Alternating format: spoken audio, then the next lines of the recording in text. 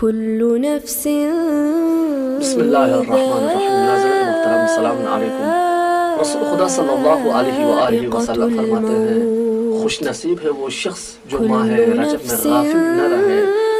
ماہ رجب کوئی عام مہینہ نہیں ہے، یہ اللہ کا مہینہ ہے، یہ توبے کا دروازہ ہے، یہ واپسی کا راستہ ہے. امام جعفر صادق علیہ السلام ارشاد فرماتے ہیں محروم ہے وہ شخص جس پر ماہ رجب گزر جائے اور وہ مغفرت حاصل نہ کرے. سوچئے اگر ماہ رجب گزر جائے اور ہم وہی کے وہی رہ جائے تو خسارہ کس کا ہوگا. ماہ رجب ہمیں آواز دیتی ہے پلٹ آؤ اپنے پروردگار کے بارگاہ کی طرف، ابھی بھی وقت ہے. امام علی علیہ السلام ارشاد فرماتے ہیں جو شخص ماہ رجب میں اپنے نفس کی اصلاح نہ کر سکے وہ ماہ مبارک رمضان سے فائدہ نہیں اٹھا سکتا. ماہ رجب کو غفلت میں دفن مت کرو، یہ مہینہ گزرنے کے لیے نہیں ہے، یہ مہینہ بدلنے کے لیے. آج ایک آنسو، ایک استغفار، ایک سچی دعا، شاید یہی ہماری نجات بن جائے.